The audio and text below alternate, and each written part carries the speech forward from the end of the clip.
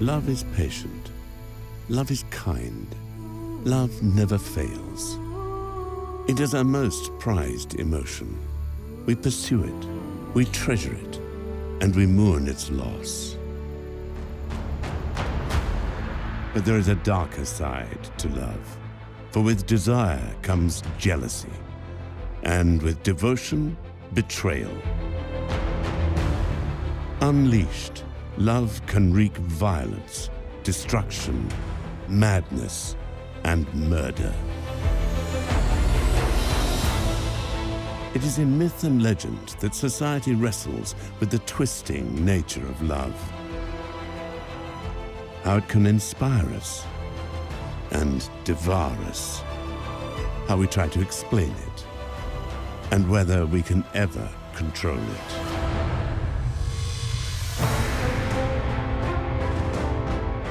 Love stories can tell us about the value placed on love, about the significance given to it, about how it was conceived.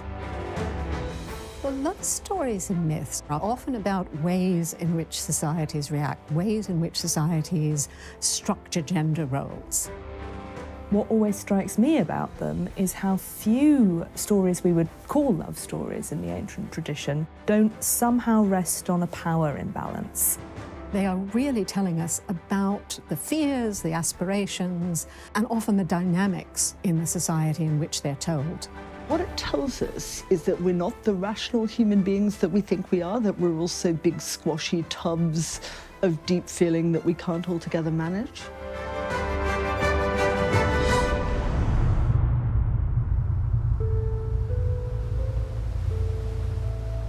Stories of love and betrayal in all its forms have provided the inspiration for some of our greatest works of literature and art. And we still return to them time and again.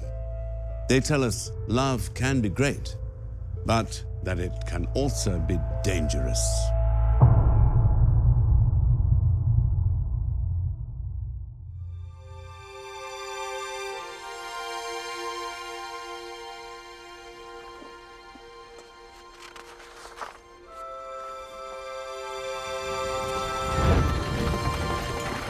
The Royal Convoy jolted over dirt roads. The journey had been a long one. Not a breeze disturbed the furnace heat of the day. Princess Iphigenia peered out at the countryside. Her mother, Queen Clytemnestra, dozed beside her. They had not stopped since that breathless messenger had first come to the palace. It was an urgent message from her husband, King Agamemnon. Clytemnestra was to join him at the distant port of Aulis, and she was to bring with her their beloved daughter, the beautiful Iphigenia. The carriage rumbled on. It would be hours before they reached their destination. Iphigenia examined an errant lock of hair. This would not do. She called the convoy to a halt and summoned her handmaidens. They shaped her hair into intricate braids. Jewels of gold were set about them. She wanted to look her best, for Iphigenia was on her way to get married. In modern society, most marriages, to start with at least, are based on love. But that was not always the case. In centuries past, marriages, especially among the elite, were more often an alliance between families or nations. You did not marry for happiness. You married to fill a treasury, to avoid a war, or, as in the Norse tale of the Lay of Thrym, to reclaim something that was stolen.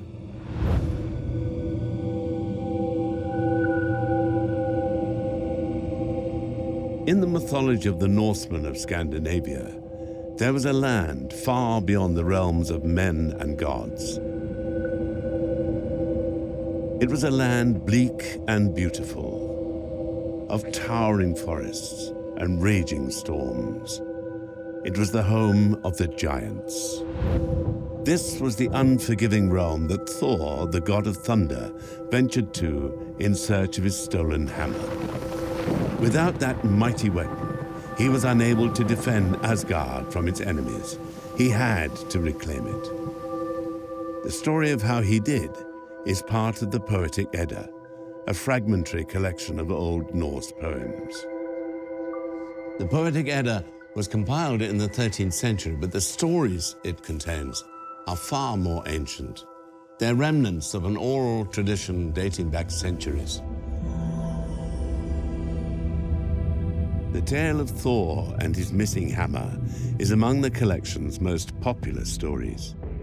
The thunder god soon realized where his hammer had gone. It had been stolen by Thrym, the hideous chief of the giants, and he would only return it on one condition. Freya, the goddess of love, had to marry him. Thor and his brother, the trickster god Loki, tried to convince her, but Freya refused. If Thor was to get his hammer back, he would have to find another way. His fellow gods had a suggestion. Thor himself should be Thrym's bride. The thunder god was unimpressed with the idea of disguising himself as a woman, but he had no choice. The Lay of Thrym gives people a chance to kind of play the what-if game. If this were possible, what would happen? So very rarely in these love stories do you get a picture of what society is like. You get a picture either of what society could be like or what some of the pitfalls and important dynamics of marriages and love affairs are within the society itself. There's a lot of wacky gender bending in and around the Norse way of thinking, and it doesn't seem like that was because they were comfortable with gender bending. It actually seems like the opposite. But you can certainly see how important marriage was. Marriages were alliances. They were not love marriages whatsoever. And you can see this because the giants will sort of say, well, we have this, or we will do this, but only if you give us Freya in marriage. With his brother Loki beside him, dressed as a bridesmaid, Thor went to the land of the giants for the wedding feast. As part of the ceremony, the hammer was placed in his lap. His chance had finally come. He seized his weapon and threw off his disguise. The giants scattered, but there was no escape from the thunder god. Thor struck down first his stunned husband-to-be Thrym, and then all the other giants as well. Victorious, he returned to Asgard, his hammer and his masculinity restored at last. The tales of the Norse gods were often grotesque, but they represent a kind of funhouse mirror to Viking culture, distorted though they may be. Something of the true form can still be seen. In a way, Thor's disguise reflects the position women held in Norse society. The macho god was silenced as he donned the bridal robes. He remained quiet throughout the deception. His deep voice, of course, would have given him away, but his silence is revealing. To become a Norse woman in public, Thor had to lose his voice. The structure of Norse society was undoubtedly a patriarchal one. But that did not mean women were without power. The thing with patriarchal societies is that you're actually talking about the structure of society. In practice, things were often very different. Just in pragmatic terms, the women are very important. They would, in effect, be much more equal in terms of what was going on. Norse society consisted of two kinds of activity. You have the Vikings when they're off in their war bands doing raids. And then you have, if you will, the Vikings at home. The Vikings at home, you have a strikingly different picture. It's almost matriarchal. The women in Iceland and in the Northlands are very powerful, and they are strongly in control of what goes on within their kinship network. Norse women did not become chieftains nor accompany men on their foreign raids. They forged their own roles instead. Less visible, perhaps, but influential all the same. The story of the Lay of Thrym reminds us that silent and meek though they may have appeared, Norse women could be powerful too.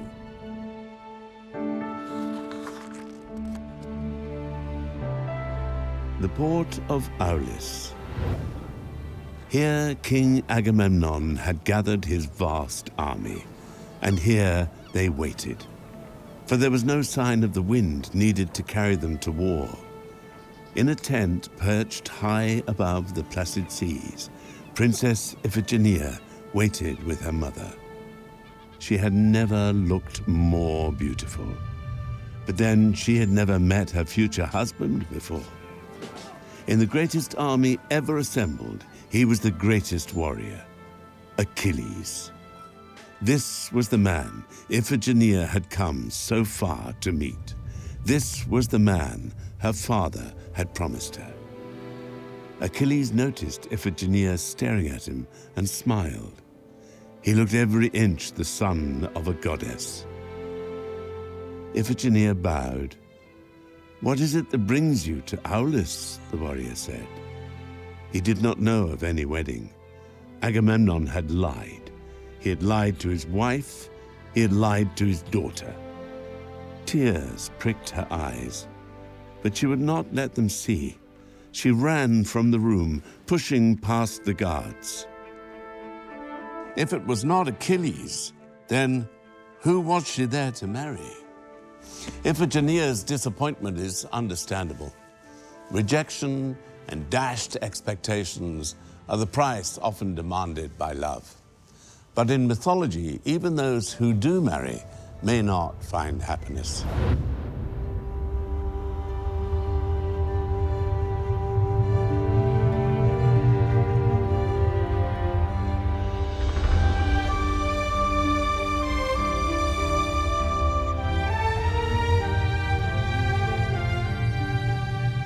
Cornwall in southwest England, an ancient coastline carved by the long ravages of sea and wind. This is a land of cove and beach, cliff and valley.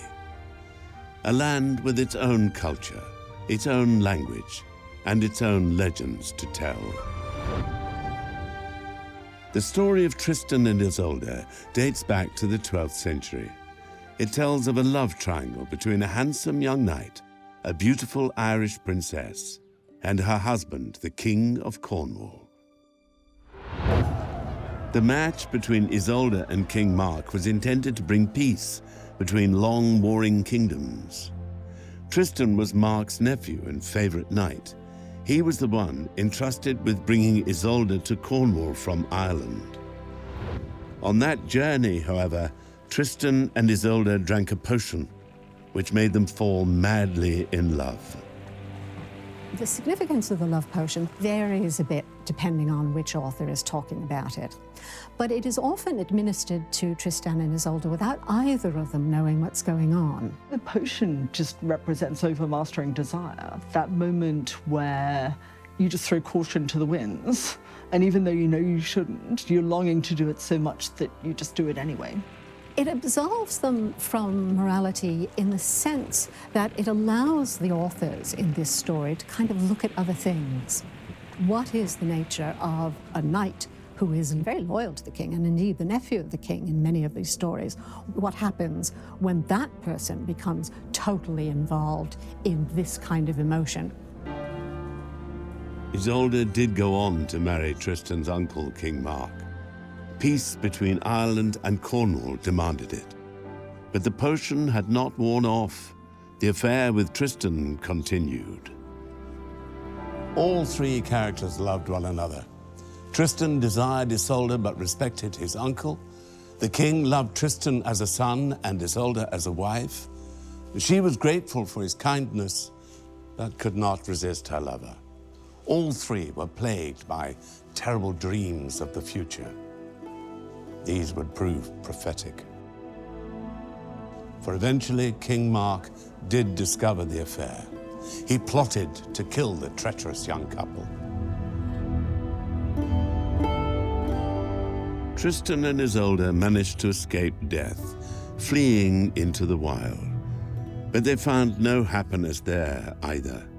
They were still consumed with guilt. Their story was inspired by earlier Celtic tales. It, in turn, would shape later romances. Its influence can be seen in the tale of Lancelot and Guinevere, the first known account of the tragic love affair between King Arthur's wife and his greatest knight dates from the 12th century. It was written by Chrétien de Troyes, a French court poet. Chrétien de Troyes is one of the most famous of the medieval romance writers. He pretty well invented Arthurian romance. The most famous story is Lancelot and Guinevere. Chrétien introduces Lancelot into the Arthurian legend. Lancelot is a latecomer, really, to the Round Table, and he comes from a much more courtly era than those earlier sort of wilder, hairier knights. He's much more polished. He not only has great physical prowess, but also really knows his way around a banquet hall, is good with fashion, is physically beautiful, rather than just being big and burly and strong. That's what Chrétien brings into the story. By the time Chrétien was writing in the 12th century, the notion of courtly love was becoming very popular. And what this meant is that the warrior knight would be civilized through the love of a lady. The idea was that if you loved this unattainable woman, it would spur you on to do greater and greater deeds. The story was an appealing one for the women of the French court. In their everyday lives, the dynastic and political triumphed over the romantic. Arranged marriages were the norm. Husbands would disappear for years at a time on pilgrimage or crusade, while they were free to have mistresses. For women, the bonds of marriage were unbreakable. One of the key things to understand is that many of the most powerful patrons to which these writers of the 11th and 12th centuries are trying to appeal are women. If you're trying to appeal to these highly educated, very sophisticated French-speaking women, you're obviously going to want to tell them stories about other very highly educated, very sophisticated women and their interesting love lives. At this period, you get another thing which is very interesting, which is the beginning of proper feminist literature. You have female writers sort of saying, look, women are not just Eve figures who introduced sex into the world. They're not just bargaining chips in marriage. They have a psychology of their own. They have morality. They have something to contribute. Aristocratic women, at least, were beginning to be able to articulate their place in society, their own psychology, their own identity. More was at stake in these stories than hurt feelings alone. Tristan and Isolde's affair endangered the truce between Cornwall and Ireland. Peace was only assured when the couple decided to separate. Isolde returned to King Mark, and Tristan left Cornwall forever. In these stories, the fate of nations rests on affairs of the heart. They remind us that behind great moments of history often lie human relationships and human failings. They explore how all of us must reconcile private passions with other responsibilities, and they ask, when our loyalties, our loves compete, which will triumph? And what will the consequences be? The miserable Iphigenia was dressed in her wedding finery. Her mother led her towards the altar. Her father, Agamemnon, waited there. All the other kings of Greece stood with him. But which of the old men was to be Iphigenia's husband?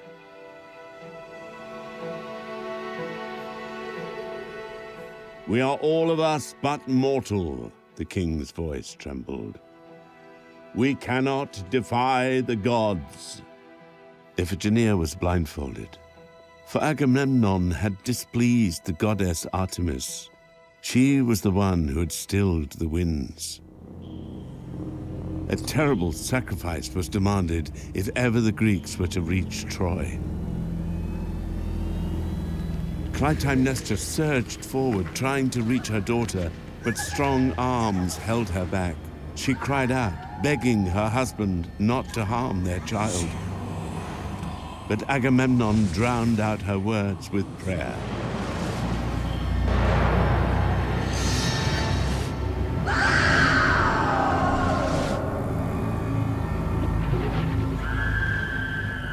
Clytemnestra screamed as her daughter slumped to the ground.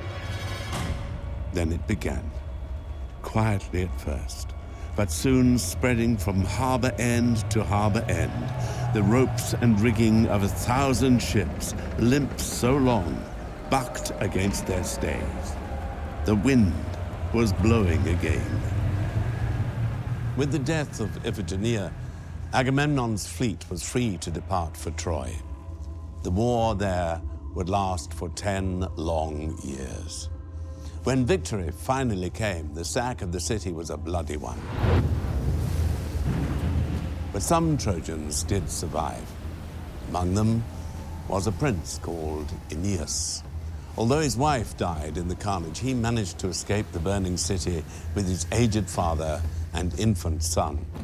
His story is told in the great epic poem, the Aeneid. It was written over a period of 10 years in the 1st century BC by the Roman poet Virgil. It is widely regarded as his masterpiece.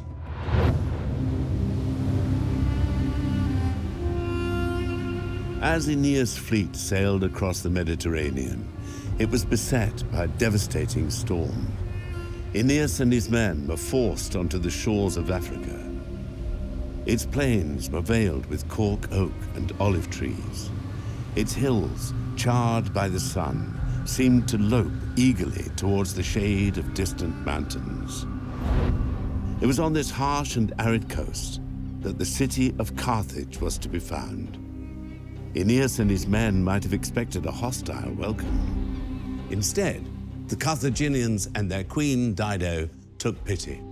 For Carthage was a new settlement founded by refugees, just like the Trojans. In Aeneas, Dido saw a mirror of herself. She too had lost a spouse to violence. She too had been forced to flee her home. Dido is a very competent, very capable leader. Virgil says, femina dux facti, woman was the leader of the action. She's very positively presented as a leader. Venus enchants Dido into falling in love with Aeneas to ensure that he gets a warm welcome and the supplies he needs. So it's kind of a mean trick.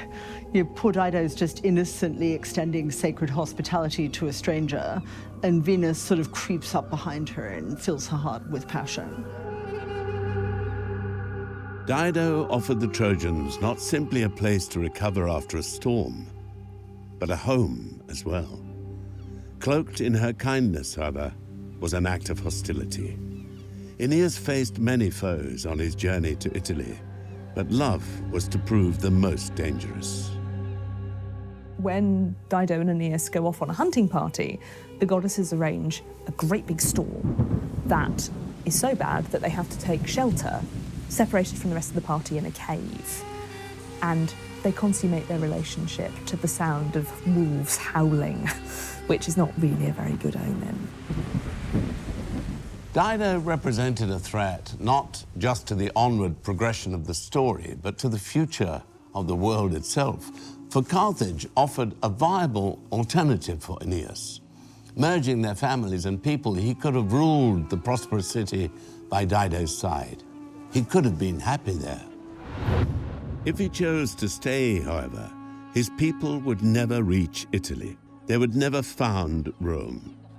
The history of the world, the Aeneid tells us, hinged on this moment. What happens in the poem is that the god Mercury is sent to shake up Aeneas, to wake him up, remind him he's got a destiny he's meant to be fulfilling. So he comes down and he says to Aeneas, what are you doing? You're standing around on the walls of Carthage. You've got your own place to go and found. When Dido hears that he is going to leave, she confronts him and accuses him of planning to leave secretly. And he tells her that he's being torn by duty. He's not going of his own choice. This isn't his own free will. He's being forced to do this by the gods. Dido was heartbroken. Aeneas had abandoned her for a future even he struggled to believe in. She was overcome with anguish. As Aeneas sailed away, she built a pyre in the center of her palace, climbed on top, and plunged a sword through her heart. sadly, I think that Aeneas leaving Dido is meant to be the key Roman moment in the entire epic. I think it's meant to imply the Roman male's ability to renounce sensuous pleasure and the appeal of everything that Carthage represents, which is kind of seductive, bad religion, naughty, immoral practices, in favor of the straight, linear Roman legion ideal. It's also a triumph over sort of luxury and Orientalism and comfort. One of the things that Mercury criticises Aeneas for is wearing sort of a rich purple robe that Dido has given him. I think it's meant to be a moment for drum beating and the sound of trumpets. The fact that it's also imbued with pathos is because Virgil's writing it, and Virgil really never writes anything without imbuing it with pathos. That's his thing. So he portrays Dido as this helpless, tragic victim, but it's not meant to make us think that Aeneas made the wrong choice. From his ship, Aeneas saw the burning pyre and the walls of the palace aglow with its flames. He knew what it meant. Once again, he was leaving behind a city shrouded in smoke, torn apart by outsiders. However, this time, he was responsible. Dido would haunt him throughout the rest of the Aeneid. Her city, Carthage, would trouble Rome for centuries. In Dido's dying words, she says she is rejoicing to travel to the underworld, and she hopes that Aeneas will see the pyre and that her death will be an omen, an omina for the Romans. Now, what this foreshadows is several centuries of conflict in between Rome and Carthage. Rome and Carthage had, by Virgil's time, fought 3 very vicious wars called the Punic Wars. And Virgil is almost saying it's intrinsic to Rome to be opposed to Carthage because of this choice that Aeneas made. Virgil lays bare love's destructive potential. It tempted Aeneas to forget his duty, and it transformed Dido from a wise, strong leader into a humiliated, savage creature. But there is a second transformation at work, one subtler and perhaps more subversive. Virgil was writing in the aftermath of a civil war. The assassination of Julius Caesar in 44 BC had led to a power vacuum at the heart of the Roman Republic. The struggle for supremacy would last more than a decade. In the end, it was Octavian, adopted son of Caesar, who triumphed. At the Battle of Actium, he defeated his one-time ally, Mark Antony. At Mark Antony's side to the end was his lover, Cleopatra, the Queen of Egypt.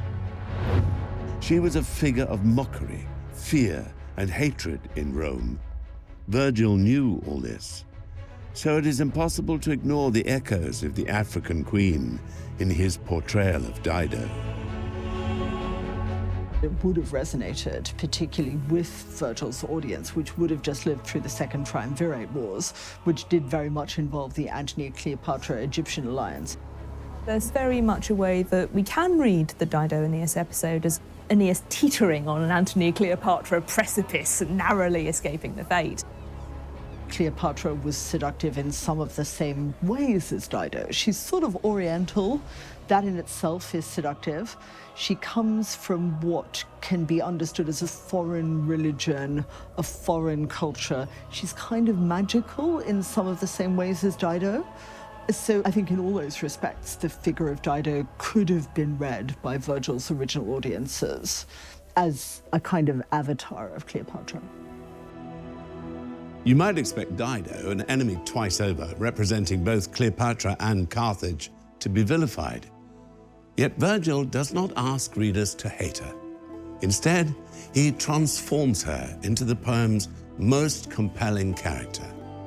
He makes his audience feel Dido's rejection and the terrible pain she suffers. He makes us sympathize with the enemy. Love, Virgil tells us, can be a dangerous thing, but if it is, then it is one shared across divides of politics and nationhood.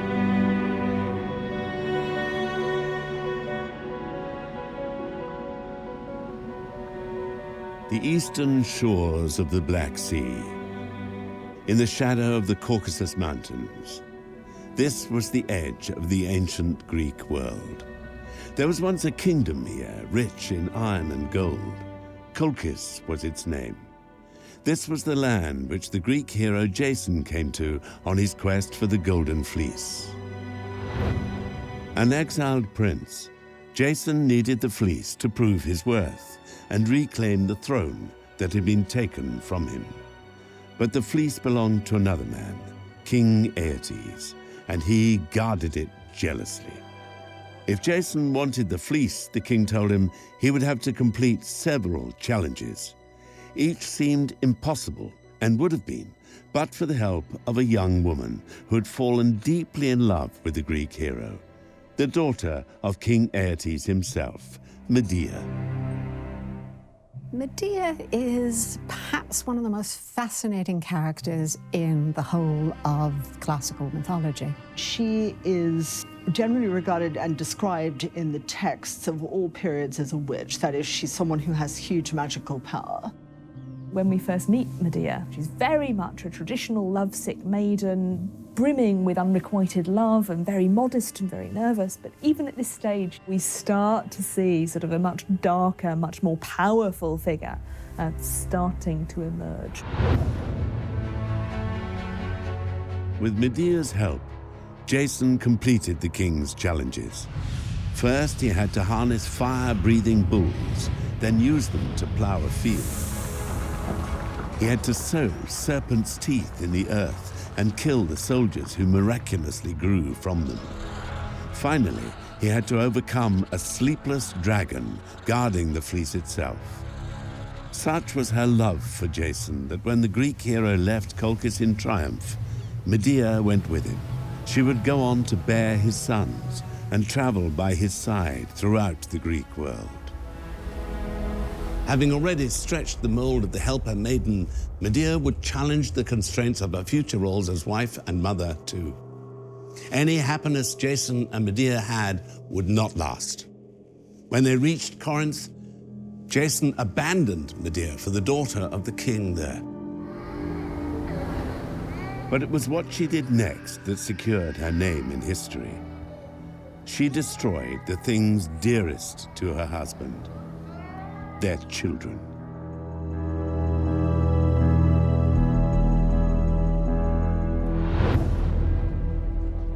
Medea then fled Corinth and Jason for Athens. It was in that city that the story as we know it best today was written. Its author was the great playwright Euripides. Euripides was the first one really to create characters who had a psychological reality, and that probably makes him more interesting to modern theatregoers than perhaps some of the others. He also has a very light-hearted touch in that there is a surprising amount of black humour in Euripides. He really goes for that kind of dark irony and that bitterness that still somehow manages to be funny. He's kind of free to create this wonderful, wonderful, not amoral character, but this character who's driven internally by her own idea of what ought to happen. Euripides forces the audience into uncomfortable questions. As Medea veers from behavior we deem good to behavior we deem evil, we ask what it takes to go from one to the other. What drives humans to inhuman acts? And what might we be capable of in the wrong circumstances? It's pretty terrifying because it's two passions opposing one another. The passion to get your own back at someone you loved and trusted who's betrayed you in the worst possible way, completely unfeelingly and unthinkingly, versus the maternal passion for your children, the longing to look after them and shelter them and nurture them and make sure no harm comes to them. The Greeks were not necessarily keen on intense emotions. They felt that restraint was rather more important. So it would have seemed to them almost natural that this woman who was an outsider and a witch and obsessively in love should have fallen in on herself like this. So I think it's not a particularly positive attitude to the emotion of love. Euripides' play was first performed in 413 BC. Every year, Athens held a festival dedicated to the god Dionysus. New plays were performed and judged. It was at this festival that Euripides presented his version of the Medea story. He came last. We don't know what the audience reaction was, but there are several things that could have made an audience uneasy or less than happy about it. One can assume that this would have been a very challenging play for them at the time, just as it remains a very challenging play for us. I mean, one cannot not be attracted to Medea, but then you stand back and you think, well, what has this woman done? So in a sense, she is attacking all of the institutions of kingship and marriage that were very central to the Greeks. She's destroying their sense of order, and order was really important in the Greek world. Euripides' telling of the story has inspired writers and artists from every generation. And today, his tragedy is perhaps the most popular of all ancient Greek plays. It's the complexity of the lead character that drives this endless reinterpretation. Medea acts on emotion, but is also cunning. She's the wife of a Greek hero, but a foreign barbarian at the same time. She's a loving wife who defies her husband, a loving mother who murders her children. She's a woman who rejects the roles that male-dominated society has given her, even as she embodies them. Medea's story tells us something very profound about ancient Greek attitudes to women, and particularly to the idea that women can't control their emotions as well as men can. The Medea highlights the double standard. It's perfectly acceptable for Jason to decide he's going to abandon the woman who has left her country for him, had his children, go off and remarry sort of a young Corinthian princess, and Medea is supposed to just say, that's fine, dear, that's okay. By living through her passions, as the play forces us to do, we're encouraged to think, in that situation, how could I restrain myself? While this is obviously a very extreme case, it also establishes the idea of love as this dangerous driving force that can cause problems if it is not paid attention to.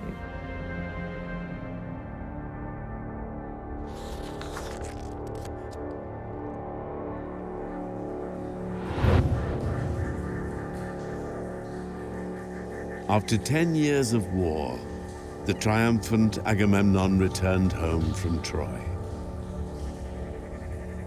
But his wife, Clytemnestra, had sworn an oath all those years ago. The daughter Agamemnon had sacrificed to reach Troy had not been forgotten. At last, there would be justice for Iphigenia.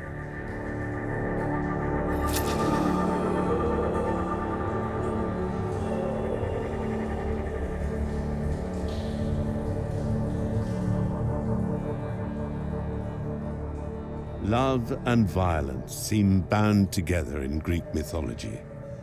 Just as in the tales of other cultures, it recognizes there are many sides to love. All these stories still speak to us, for the nature of this most powerful of emotions has not changed.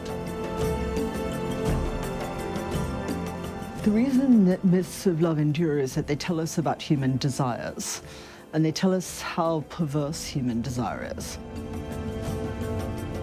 It's interesting that very often they aren't about love in the sense that we would recognize it. So they're not really like the romantic novels we're used to. Human desire is typically not something under much rational control, and in myths, it often runs away with even the wariest and smartest heroes and queens, and lures them into places where they'd really rather not be. You have that question of where do you put love as this irrational, driving, powerful emotion within a structure of society, and what happens when it is scorned. All societies must find a way of channeling this emotion, for its power over the human spirit is unrivaled.